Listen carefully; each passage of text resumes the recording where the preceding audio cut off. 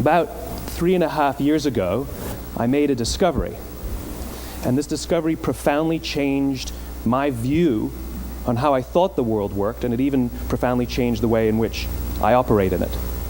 As it turns out, there's a pattern. As it turns out, all the great and inspiring leaders and organizations in the world, whether it's Apple or Martin Luther King or the Wright brothers, they all think, act, and communicate the exact same way, and it's the complete opposite to everyone else. All I did was codify it. And it's probably the world's simplest idea. I call it the golden circle. Why, how, what?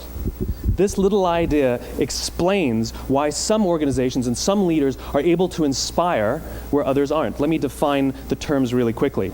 Every single person, every single organization on the planet knows what they do, 100%.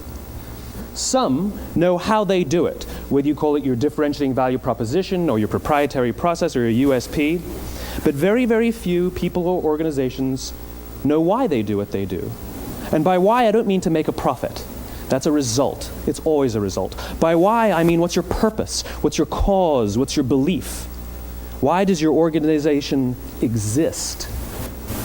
Why do you get out of bed in the morning? And why should anyone care? Well, as a result, the way we think, the way we act, the way we communicate is from the outside in. It's obvious. We go from the clearest thing to the fuzziest thing. But the inspired leaders and the inspired organizations, regardless of their size, regardless of their industry, all think, act, and communicate from the inside out. Let me give you an example. I use Apple because they're easy to understand and everybody gets it. If Apple were like everyone else, a marketing message from them might sound like this. We make great computers. They're beautifully designed, simple to use, and user-friendly. Want to buy one? Meh. And that's how most of us communicate. That's how most marketing is done, that's how most sales is done, and that's how most of us communicate interpersonally. We say what we do, we say how we're different or how we're better, and we expect some sort of behavior, a purchase, a vote, something like that. Here's our new law firm. We have the best lawyers with the biggest clients. We always perform for our clients, do business with us. Here's our new car. It gets great gas mileage. It has, leather seats. Buy our car. But it's uninspiring. Here's how Apple actually communicates. Everything we do, we believe in challenging the status quo. We believe in thinking differently. The way we challenge the status quo is by making our products beautifully designed, simple to use, and user-friendly. We just happen to make great computers. Want to buy one? Totally different, right? You're ready to buy a computer from me. All I did was reverse the order of the information. What it proves to us is that people don't buy what you do, people buy why you do it. People don't buy what you do, they buy why you do it. People don't buy what you do, they buy why you do it. The goal is not to do business with everybody who needs what you have. The goal is to do business with people who believe what you believe. Here's the best part. None of what I'm telling you is my opinion.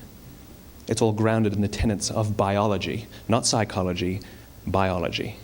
If you look at a cross-section of the human brain, looking from the top down, what you see is the human brain is actually broken into 3 major components that correlate perfectly with the golden circle. Our Homo sapien brain, our neocortex, corresponds with the what level. The neocortex is responsible for all of our rational and analytical thought and language. The middle 2 sections make up our limbic brains. And our limbic brains are responsible for all of our feelings, like trust and loyalty. It's also responsible for all human behavior, all decision-making, and it has no capacity for language. In other words, when we communicate from the outside in, yes, people can understand vast amounts of complicated information like features and benefits and facts and figures. It just doesn't drive behavior. When we communicate from the inside out, we're talking directly to the part of the brain that controls behavior, and then we allow people to rationalize it with the tangible things we say and do. This is where gut decisions come from. Sometimes you can give somebody all the facts and your figures, and they say, I know what all the facts and details say, but it just doesn't feel right. Why would we use that verb? It doesn't feel right. Because the part of the brain that controls decision-making doesn't control language. And the best we can muster up is, I don't know, it just doesn't feel right. Again, the goal is not just to sell people who need what you have. The goal is to sell to people who believe what you believe. The goal is not just to hire people who need a job. It's to hire people who believe what you believe. I always say that hire people just because they can do a job, they'll work for your money. But if you hire people who believe what you believe, they work for you with blood and sweat and tears. And nowhere else is there a better example of this than with the Wright brothers. Most people don't know about Samuel Pierpont Langley. And back in the early 20th century, the pursuit of powered man flight was like the dot-com of the day. Everybody was trying it. And Samuel Pierpont Langley had what we assume to be the recipe for success. I mean, even now, you ask people, why did your product or why did your company fail? And people always give you the same permutation of the same three things. Undercapitalized, the wrong people, bad market conditions. It's always the same three things. So let's explore that. Samuel Pierpont Langley was given $50,000 by the War Department to figure out this flying machine. Money was no problem. He held a seat at Harvard and worked at the Smithsonian and was extremely well connected. He knew all the big minds of the day. He hired the best minds money could find, and the market conditions were fantastic. The New York Times followed him around everywhere, and everyone was rooting for Langley. And how come we've never heard of Samuel Pierpont Langley? A few hundred miles away in Dayton, Ohio, Orville and Wilbur Wright. They had none of what we consider to be the recipe for success. They had no money. They paid for their dream with the proceeds from their bicycle shop. Not a single person on the Wright brothers' team had a college education, not even Orville or Wilbur. And the New York Times followed them around nowhere. The difference was Orville and Wilbur were driven by a cause, by a purpose, by a belief. They believed that if they could figure out this flying machine, it'll change the course of the world. Samuel Pierpont Langley was different. He wanted to be rich and he wanted to be famous. He was in pursuit of the result. He was in pursuit of the riches. And lo and behold, look what happened. The people who believed in the Wright brothers' dream worked with them with blood and sweat and tears. The others just worked for the paycheck.